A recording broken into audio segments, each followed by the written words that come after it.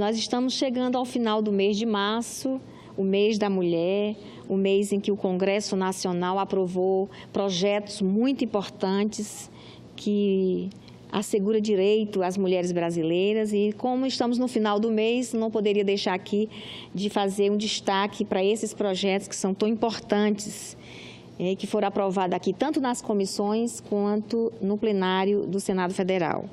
Os 3 projetos de lei aprovados nas comissões e que consideram serem de enorme relevância. O primeiro deles é o projeto aprovado na Comissão de Constituição, Justiça e Cidadania, que altera a Lei Maria da Penha.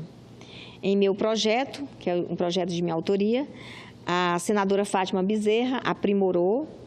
É o projeto que obriga a coleta de provas e a remessa de informações ao juiz da infância e da adolescência e ao conselho tutelar, sempre que um menor for testemunha ou vítima de agressão dirigida à mulher. No momento em que o ato de violência acontece, normalmente, em grande parte, existe a presença de uma criança que é vítima desta violência, ou vítima da agressão, ou como testemunha. Para que se tenha uma noção da importância do tema, estima-se que os filhos presenciam 2 de cada 3 casos de violência contra a mãe. Trata-se de uma pequena mudança na legislação, mas de enorme alcance e que permitirá que as instituições de segurança pública e a própria justiça aumentem as prestações, aumentem a proteção à criança e ao adolescente. Também gostaria de falar aqui de outro projeto, que é de autoria da senadora Gleisi Hoffmann, que eu tive a alegria de relatar, que institui o programa Patrulha Maria da Penha. Esse programa já está funcionando em vários estados do nosso país, inclusive no Piauí, com êxito, com resultados bem animadores. A ideia é assegurar rondas policiais periódicas às residências de mulheres em situação de violência doméstica e familiar para verificar o cumprimento das medidas protetivas de urgência aplicada pelo juiz após a denúncia de agressão sofrida pela vítima. Lembro aqui que atualmente não há na legislação a possibilidade de decretação de prisão no caso de descumprimento da medida protetiva. Como o Estado também não costuma fiscalizar, temos uma situação em que, embora protegida por medidas judiciais, muitas vezes as mulheres encontram-se totalmente desprotegidas à mercê da ação de seus agressores. E aí, na última sexta-feira, eu estive lá em Rorainópolis, é o 2º maior município do meu estado, e participei lá com muita satisfação da entrega de uma viatura à Polícia Militar do Estado para o atendimento do que nós chamamos lá de Ronda Maria da Penha. Quer dizer, essa Ronda Maria da Penha que está sendo executada em nosso estado e que nós entregamos, o governo do estado, a governadora Sueli, entregou à Polícia Militar lá em Rorainópolis, no nosso 2º maior município, já está de encontro a esse projeto que aprovamos, de autoria da senadora Gleisi, que eu relatei, que nós aprovamos na Comissão de Constituição e Justiça. Então, considerando que o nosso estado tem um grande índice de violência contra a mulher, um número muito elevado de homicídios contra a mulher, é muito gratificante, é satisfatório ver o governo do estado atuando de forma concreta para diminuir esses números que são preocupantes.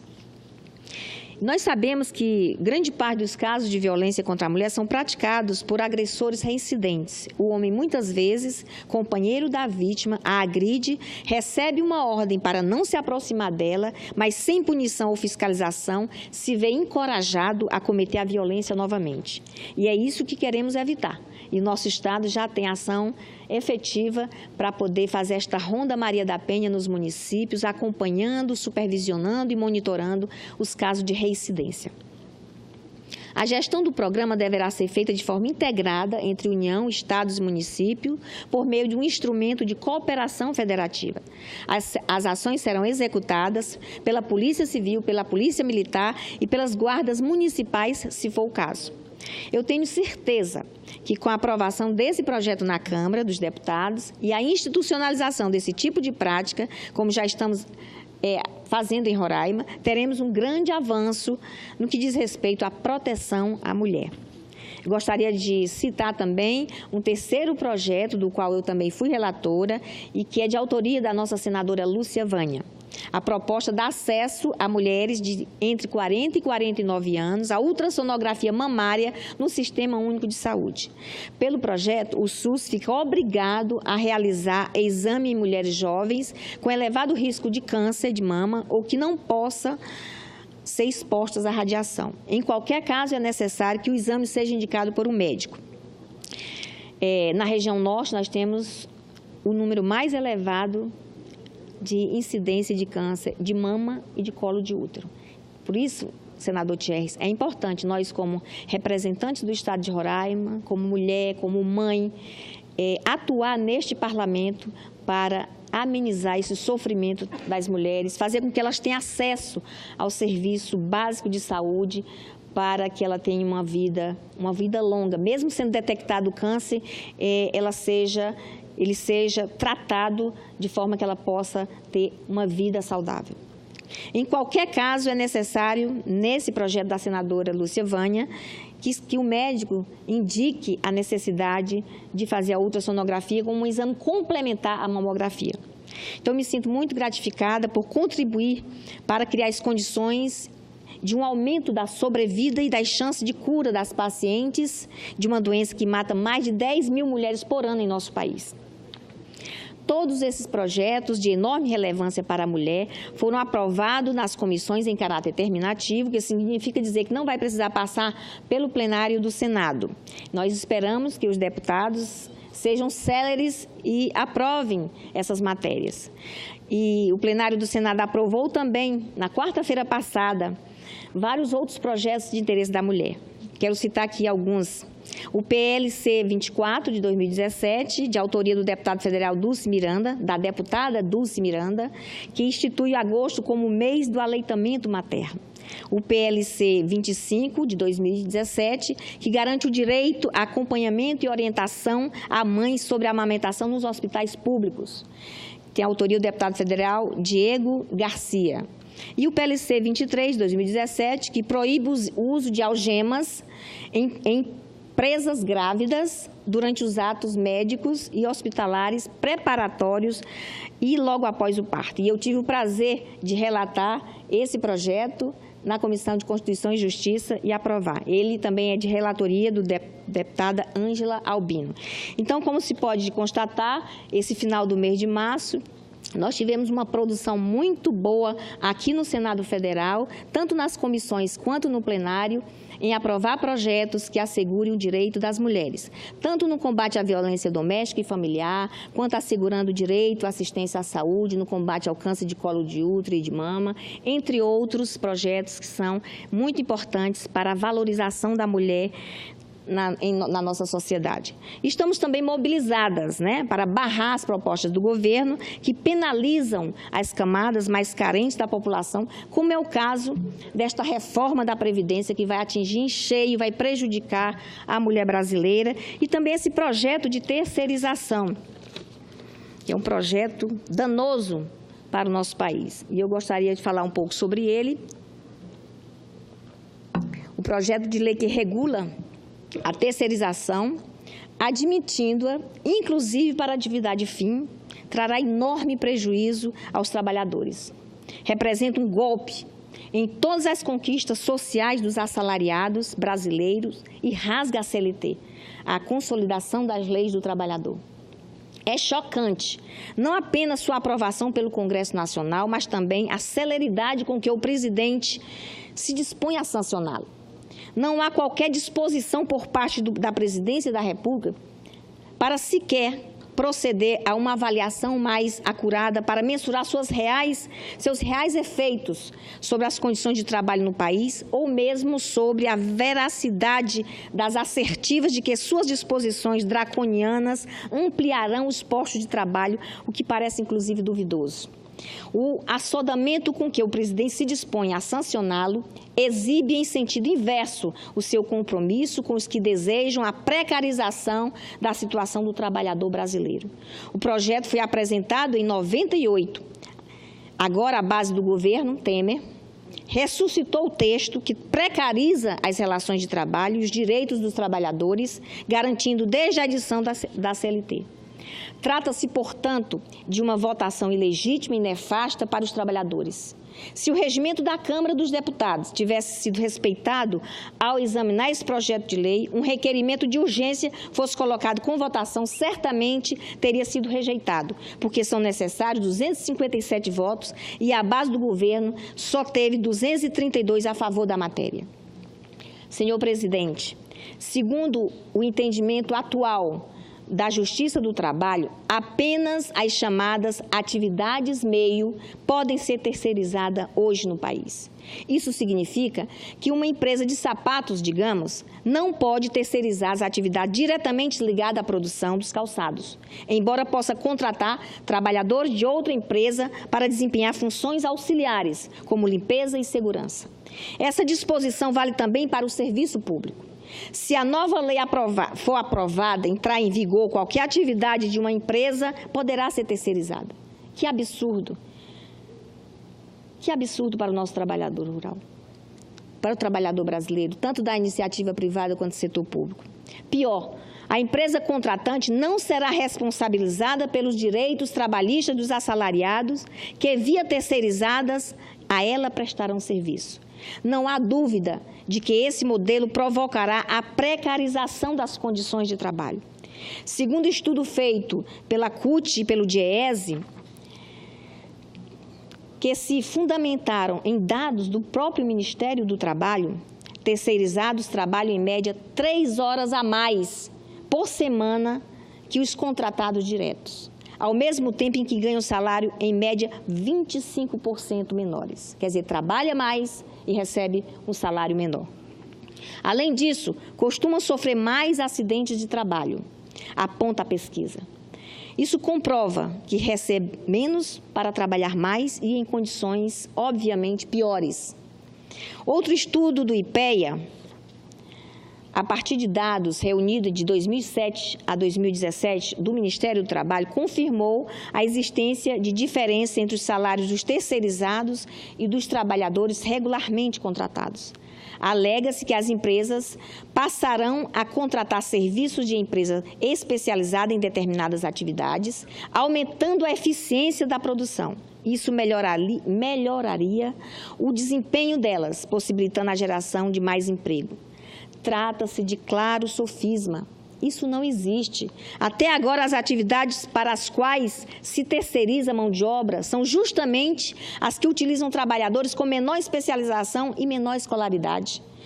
Caso se adote esse regime, também para as atividades fim, a precarização e a discriminação a ela inerente se estenderá a empregados hoje contratados diretamente pela empresa destinatária dos serviços. O único fator que de fato gera emprego, sabemos todos, é o crescimento econômico. Eventuais economias geradas pela terceirização para as empresas serão convertidas em aumento das margens de lucro e não em mais contratações. Haveria mesmo uma redução dos padrões salariais. Veja-se o que diz o presidente da Associação Nacional dos Magistrados da Justiça do Trabalho, Germano Silveira. Ele diz: levamos a proposta de que a nova lei estabelecesse que o trabalhador terceirizado tivesse o mesmo salário do contratado direto. Não foi aceita a proposta, e nem seria, pois justamente na diferença salarial entre o terceirizado e o trabalhador contratado diretamente, que há essa margem de lucro da empresa intermediadora. É aí que mora o lucro, aí que está o segredo do lucro da empresa. Isso vale para o serviço público. Os governos, inclusive os estaduais e municipais, poderão adotar a terceirização, praticamente abandonando os concursos públicos. Abre-se dessa forma o caminho para as nomeações de caráter político, para a precarização também da prestação de serviço pelo Estado. A partir daí, categorias inteiras seriam literalmente destroçadas. Preocupa-me, em especial, o que poderia acontecer com os professores, já tão mal pagos e forçados a trabalhar em condições desumanas, difíceis. Caso a terceirização os atinja, que é possível, que vai ser atingida pelo projeto aprovado na Câmara, esse quadro vai se deteriorar ainda mais. Vai agravar a situação dos professores do nosso estado, do nosso país, dos nossos estados. Outras categorias, em especial nas áreas de saúde, de educação, de segurança pública, poderão enfrentar dificuldades semelhantes. Não é verdade que a terceirização gera emprego. Esses empregos teriam que existir para a produção e realização dos serviços necessários à grande empresa. A empresa terceira gera trabalho precário e, pior, com jornadas maiores e ritmo de trabalho exaustivo. Acaba, na verdade, por reduzir o número de postos de trabalho. Portanto, senhor presidente, meu querido senador Paulo Paim, que é um grande defensor do trabalhador brasileiro, que inclusive tem o seu relatório aqui no Senado, o projeto de terceirização.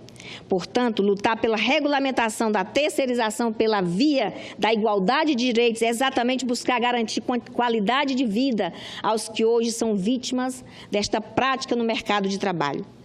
Concedo uma parte ao querido senador Paulo Paim. Ângela Portela, os cumprimentos por esse tema que Vossa Excelência traz nessa segunda-feira, e num horário em que o debate é bom, porque na segunda-feira é a sessão de debate, né?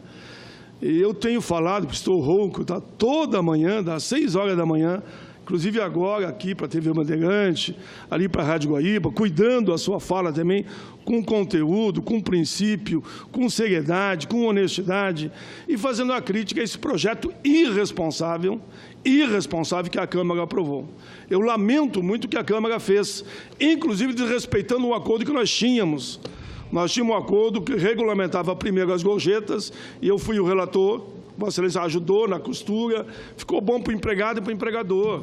E o senhor Rodrigo Maia, que não aprendeu a respeitar acordo, que tem que respeitar, desrespeitou o acordo que ele tinha com nós, com um grupo de quase 20 sindicalistas, e botou a matéria em votação. Resultado, está essa baita esculhambação. Eu diria que o pepino está na mão do presidente, porque esse projeto é um monstro, pejotiza, não tem limite, terceiriza até o serviço público. Calcule. Todo o serviço público brasileiro, que é aquele que atende o nosso povo, vai ser tudo terceirizado. Calcule aqui na casa, terceirizar tudo aqui dentro.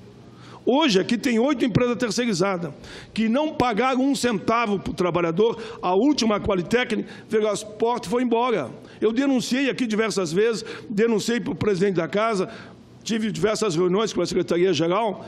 Calcule isso, vai virar moda no Brasil. No judiciário, as terceirizadas não pagam. No judiciário, vão embora e não pagam. No executivo, onde fica o presidente da República, vão embora e não pagam. E aqui, nós temos na cúpula, e por isso estão os 3 poderes. Eles fazem isso, calculem nas empresas, lá fora, na área rural, numa metalúrgica, numa empreiteira, num banco, quando terceirizar tudo e não assume o projeto da Câmara a responsabilidade solidária. Se eles dizem que são tão honestos, por que não aceitam a responsabilidade solidária na íntegra? Que diga ali por escrito, a empresa terceirizada não pagou, a empresa matriz tem que pagar, que no caso seria o Congresso, que também não paga. Não paga, não paga e não pagou. Sempre tem uma desculpa e não paga. Ah, mas não é claro, essa responsabilidade solidária é subsidiária, e por aí eles jogam. Por isso que eu estou tão indignado, viu? Eu estou muito indignado, mas estou muito mesmo. Nunca vi tanta maldade contra o povo brasileiro. Eu sou um homem de quase 70 anos. Eu nunca vi tanta maldade. Parece que é acabar com os brasileiros. Com essa reforma da Previdência, com o negociado sobre legislado, trabalho intermitente, que é trabalho por hora. Isso não existe. O meu mundo é dentro das fábricas, como é o seu também como uma trabalhadora. Pode ser não fábrica, mas trabalho eu sei e conheço o seu trabalho, um trabalho belíssimo. Como é que a gente vai aceitar? Se coloque no lugar do outro. Eu sempre digo isso. Vamos pegar o Peixe aqui dentro, por exemplo, que é o líder dos terceirizados. Peçam para ele vir numa audiência pública contar o que acontece aqui dentro. Calculo lá fora, numa grande montadora ou numa pequena empresa no fundo do quintal. É voltar à escravidão. Estão revogando a Lei Áurea. E isso não pode deixar homens e mulheres como nós, que estamos aqui, Vossa Excelência, presidente, concordar com isso. PTB, que tem uma história bonita, Partido Trabalhista Brasileiro, PT, PDT, PCdoB, enfim, não quero nem classificar partido, que a questão não é nem ideológica. Eu chego a dizer que é a luta dos abolicionistas contra os escravocratas que está dando no Brasil hoje. Os abolicionistas querem direito para o povo. Os escravocratas entendem que devem ficar sob regime de escravidão. A que ponto chegamos? Eu viajei esse fim de semana, fui ao Rio Grande do Norte, fui a Paraíba, voltei para cá, tive reuniões aqui, vou para Paraná e Santa Catarina no fim de semana, depois vou para o meu Rio Grande, fazer 10 regiões quase, pelas agendas feitas, e sei que a Vossa Excelência também está fazendo isso. Não dá para aceitar. Olha, eu botei um vídeo hoje na comissão, e o senador Thierry estava lá, onde eu tive que botar aquele bip em algumas frases de um operário motorista, que ele conduz aqueles produtos químicos, né? Vou resumir aqui. Precisa ver a indignação dele. Nos chamava de santo para cima. Sabe que eu não digo santo, né? Santo para cima ou para baixo. Era de diabo para baixo, para ser mais claro, né? Eu retirei aquela parte porque eu achei que não cabia, né? Afinal, era a TV Senado para todo o Brasil. E ele chorava. Ele dizia, por exemplo, o seguinte: eu comecei a trabalhar com 16 anos. Com 14 anos, naquela época podia. Estou com 44. Tenho 30 de contribuição. Agora eu fiquei sabendo que eu vou ter que contribuir mais 20. Faltava 5 para ele se aposentar. Mas como ele não tem 50 anos, vai ter que contribuir mais 20 anos.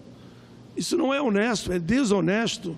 Por isso que eu tenho dito, senador Thierry também, e minha querida senadora, que eu não acredito, inclusive, que seja o presidente da República, porque ele foi presidente da Câmara, eu era da mesa junto com ele.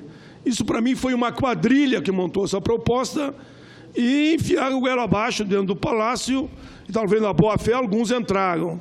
Mas é coisa de quadrilha o que fizeram. Não há um país do mundo que fez algo semelhante a isso. Nenhum. Nem a ditadura militar no Brasil não atirou tão forte contra o povo trabalhador. Eu fiz um cálculo, aí eu vou terminar, mas eu quero ouvir Vossa Excelência depois, que fala só o meu e a senhora aqui, e outros senadores estão vindo e querem também falar. Eu fiz um cálculo, se a média for verdadeira, como me passaram da Previdência, a média do brasileiro, devido ao desemprego, cada 12 meses você trabalha 9. Então, você usa como número para cálculo 9,1. Você pegar 9,1, soma 64,6, no 16 que começou, vai dar 80 anos.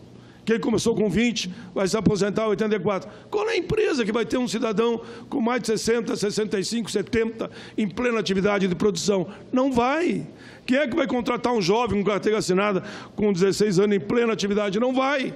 Por isso que ele nunca vai contribuir com 49. E por isso que ele vai se aposentar só com 80. Há uma indignação na população que eu peço ao presidente da República. Por amor de Deus, olhe para fora. Isso aí vai virar uma convulsão social. Vai virar uma convulsão social. São milhares e milhares de pessoas que estão indo à rua dia e noite contra essas duas reformas, principalmente Previdência e Trabalho. Senadora Ângela Portela, desculpe, mas eu aproveitei para desabafar, mas vou falar na tribuna ainda, quando eu tiver voz. Quanto à minha voz, eles não conseguem calar, e sei que a sua também, do senador Thierry também, nós estaremos sempre aqui com o grito de liberdade, com o grito pela justiça, com o grito por direitos iguais, porque os poderosos vão continuar se dando bem, vão atingir a classe média para baixo. Eles dizem, não, vamos atingir a cúpula do servidor. Não vão, porque já tem uma reforma que nós fizemos que limitou para todo mundo, área pública e privada. Quem entra é R$ 5.500. Muito obrigada, senador Paim. Eu fico muito honrada com o seu à parte, porque Vossa Excelência aqui reforçou os argumentos que coloquei em meu pronunciamento sobre esta maldita reforma da Previdência e sobre esse projeto tão danoso para o trabalhador, que é esse projeto de terceirização que foi aprovado na Câmara de Deputados. Assim como Vossa Excelência, também fico muito indignada de ver no comando desse país, assessorando a presidência da República, um grupo de políticos envolvidos em corrupção, tendo que prestar contas ao povo brasileiro dos seus atos, do envolvimento na Operação Lava Jato e outros atos de corrupção, determinando o que deve ser feito em relação aos direitos dos trabalhadores. Quer dizer, pessoas suspeitas preparando projetos de lei, PECs, para acabar com a previdência do nosso país, para acabar com o direito do trabalhador, que foi duramente conquistado na Constituição de 88. Temos pouco mais de 30 anos da nossa Constituição e esse governo atual está desmontando todas essas conquistas que foram duramente conseguidas pelo povo brasileiro. É lamentável isso. Mas aqui, senador Paim, eu estava fazendo uma prestação de contas dos projetos importantes que nós aqui do Congresso Nacional, aqui no Senado Federal, fizemos em benefício da mulher. Estamos finalizando o mês de março, o mês da mulher, e nós aprovamos inúmeros projetos em benefício da mulher brasileira, na área de saúde, de combate à violência, de cidadania. E falava também da importância de nós nos mobilizarmos, a oposição no Congresso Nacional, contra essa reforma, porque vai prejudicar a mulher brasileira. Essa igualdade de aposentadoria, o mesmo tempo de aposentadoria entre homens e mulheres, desconsidera a situação real da mulher brasileira, a sua jornada de trabalho. Desconsidera também, senador Paim, o trabalhador rural. Como que o trabalhador rural vai contribuir 49 anos e se aposentar com 65 anos, se ele começa a entrar no trabalho com 7, 8 anos de idade? É uma situação diferenciada. Isso mostra a falta de sensibilidade dessa proposta injusta e cruel com o povo brasileiro. O professor acabar com a aposentadoria especial de professores, de policiais, é cada absurdo que é lamentável que a gente observe alguns parlamentares tendenciosos a aprovar. Mas eu tenho visto Vossa Excelência dizer aqui, não será aprovada essa proposta da forma como está. Não será aprovada. E nós vamos lutar, nós vamos trabalhar para que esta reforma da Previdência não seja aprovada, não prejudique o trabalhador, a trabalhadora brasileira, o povo brasileiro do modo geral. Era isso, senhor presidente. Muito obrigada.